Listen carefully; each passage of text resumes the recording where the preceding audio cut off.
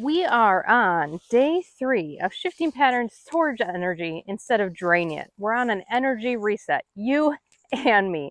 I found myself in a little bit of a funk where the things I was doing to maintain my energy just seemed like they weren't working anymore. And I got myself into some slumps. And so I started opening my burnout guidebook, my stress management journal, and I was reminded of some really key concepts that I'm sharing with you as we both reset our energy. Now, one big factor that you can begin to shift in micro moments but has big impact is your environment. So when we moved here out into the country, this was like a farm field that the farmer was just using, and we took it back over and we let the native flowers kind of take hold of it. What was interesting though is the life that came back to this area. Um, it fed my garden. It pollinated everything that we needed for that garden season to bloom.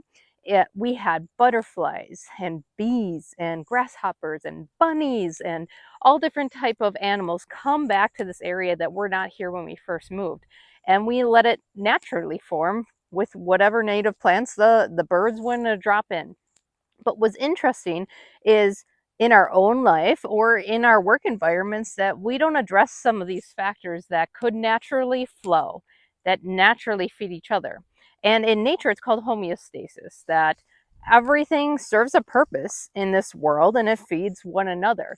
But do we take time or moments to reflect on our own environment of systems and processes around us? Our own environment of people we surround ourselves around. And a key thing that I keep thinking about is there's some people that I hang around and we have a good time and we laugh, maybe we're drinking, and I don't feel good after. I don't feel energized the next day. If anything, I feel more crummy. And then there's people that I hang out with, like specific to my hiking groups or my backpacking groups, and I'm exhausted physically after those type of weekends and I am just energized, right? And that's when you know that you just fed a natural pattern of energy. And it's because of the people that I was around and the environments that I was around. One was a bar environment and one was a natural resetting environment, feeding all my sensory needs that I needed.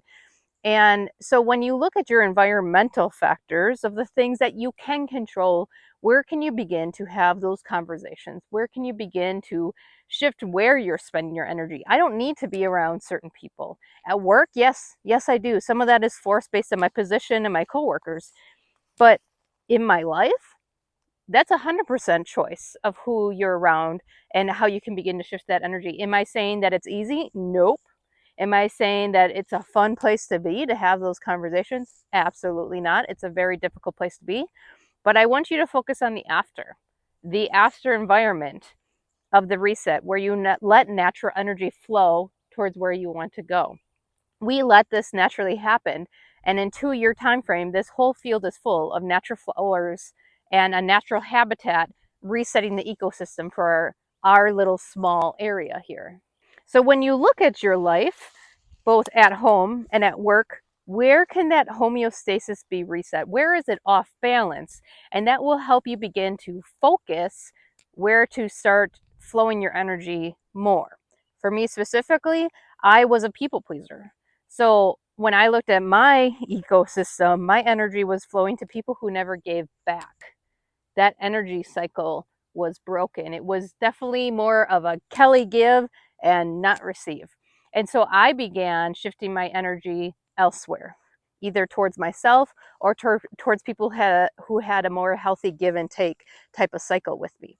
And that began to reset my ecosystem. Again, there wasn't very fun conversations in there. I had a lot of guilt too that weighed on me for saying no to those people that were breaking the cycle. But then as I began to say no and didn't refill that space right away, the people that did have a natural, nice give and receive cycle came into my world. And I want to say natural because it wasn't forced. It took some time. It took some rough conversations that I had with these other people. But when I left that space open, it allowed space for people who are more aligned to me and my journey to enter. So if you would look at your life, your work environment, like a field that needs a reset, what would you do? What would you get rid of? What would you welcome to have a healthier give and receive energy cycle. And then allow that time for a reset, for that ecosystem, for that homeostasis to take place and do its thing. Because environments are a huge factor in these patterns on how they shift. If I hang around a bunch of people that don't want to change, they're kind of begrudgingly, they're the negative Nellies of the world, I will become that. Who you hang around, you become. And if I hang around other people that take accountability for their actions, they have healthy boundaries, I begin to replicate those behaviors.